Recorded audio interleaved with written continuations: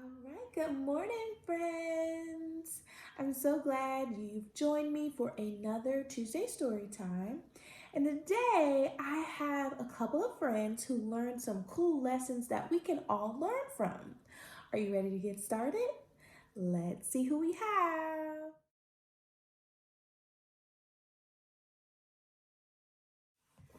First up, we've got Henry, and Henry learns to help in this book. So let's see how he does that.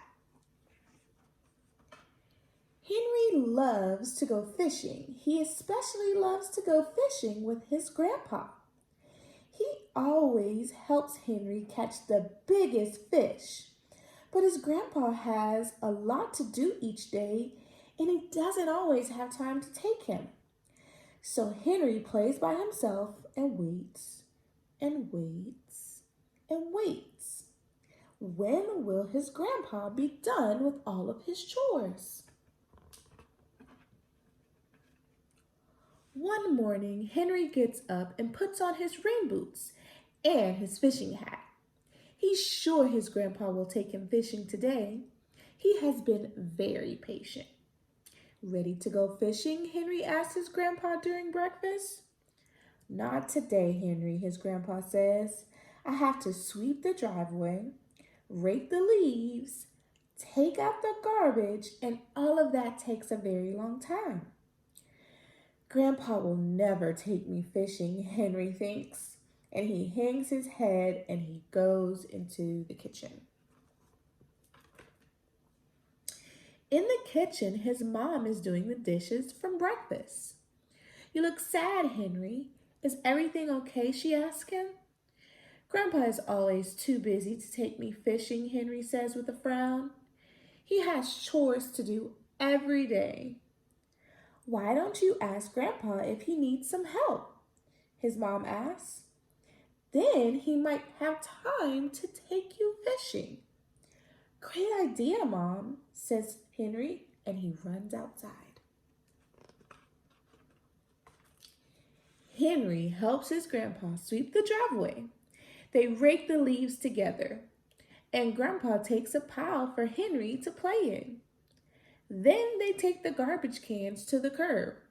With Henry's help, the job gets done very quickly. That was fast, his grandpa says. And fun, Henry adds. I think we can finally go fishing, his grandpa says. Yippee! Henry claps his hands and runs to get his pole. At the pond, Henry catches two fish, the biggest ones he's ever caught, and his grandpa helps him get them off the hook. But Henry gets to throw them back in. He is very happy to be fishing with his grandpa. I'm so glad that I learned that helping is fun, Henry tells his grandpa. I'm going to be a big helper from now on. The end. That was a good one. Henry learned to help, and we can always make sure we do our part to help others.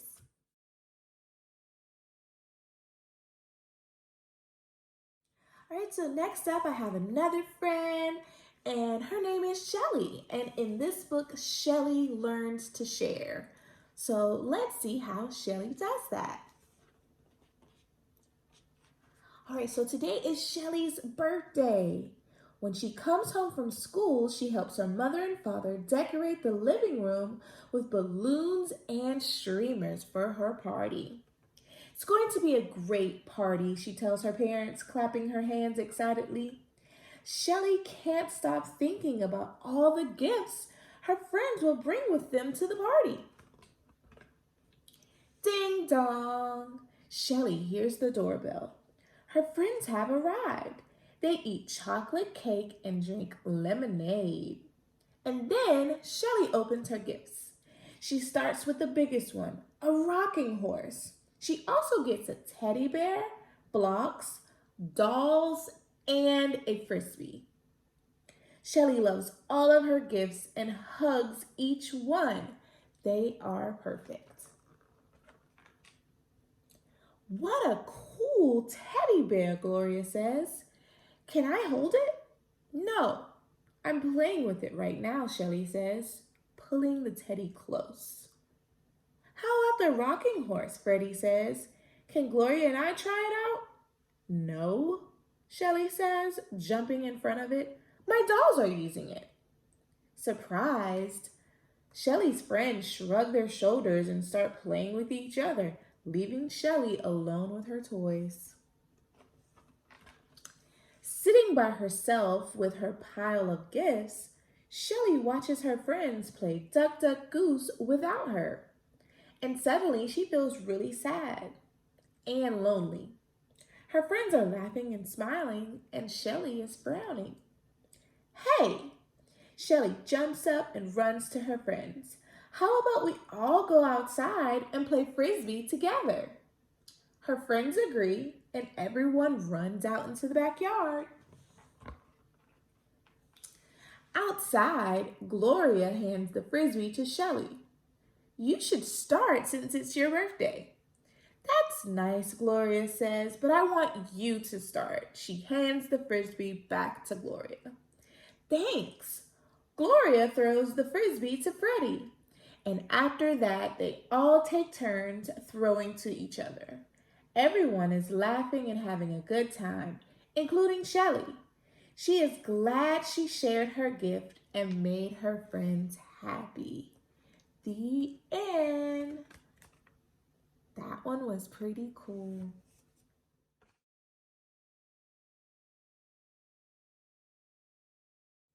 All right, guys, I've got one last friend that I want to share with you today, and his name is Paul. And in this book, Paul learns to be polite. We can all be polite, right? So let's see how Paul does it.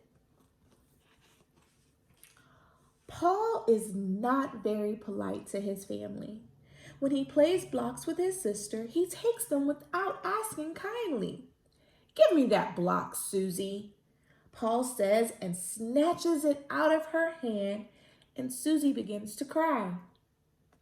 That is not very polite, Paul, his mom says. You need to ask Susie if you can play with her blocks. Try saying please next time. But Paul doesn't listen. He just stands up and runs outside. It's hot outside. Paul comes back inside to get something to drink. His mom is working hard, mopping the hallway. Paul, please take off your boots, she asks him. They are very dirty. No, I don't want to, Paul says. And then he stomps into the kitchen. His boots leave mud all over the shiny, clean floor. Paul's mom is upset. Now she has to mop again. That afternoon, Paul's grandma makes cookies for a snack. Paul and Susie are so excited. Their grandma gives them glasses of milk and plates for their cookies. Yummy, Paul says and puts a lot of cookies on his plate. After Susie finishes her first cookie, she gives her grandma a hug. Thank you, Grandma, she says. Paul forgets to thank his grandma. He is too busy eating his fourth cookie. His grandma is hurt that Paul didn't even say thank you. It's bedtime and Paul must clean up his toys. Susie, help me pick up my trucks, Paul says. No, Susie says. You took my toys without asking. Paul then asks his mom, will you help me? No, she says, still upset that Paul got dirt all over the clean floor. Paul asks his grandma next, but she says no too. She wishes Paul had apologized for not saying thank you. Why will nobody help me, Paul wonders. Now he feels sad. Why do you think no one wants to help Paul? Is it because he's not very polite? Then Paul remembers what his mom said. If I want help, I need to ask nicely and not hurt people's feelings, Paul thinks. I'm sorry I haven't been polite, Paul says. Would somebody please help me clean up? I will, says Susie. And me, says Mom. Me too, says Grandma. Together they clean up. Paul thanks everyone and gives them big hugs. Thank you for asking so nicely, Paul, his mom says. You're welcome, Paul says. I'm going to be polite from now on. The end. So, our friend Paul learned a great lesson. If you really want people to help you out, you really need to consider being polite to them. But it's always good to be polite to everyone.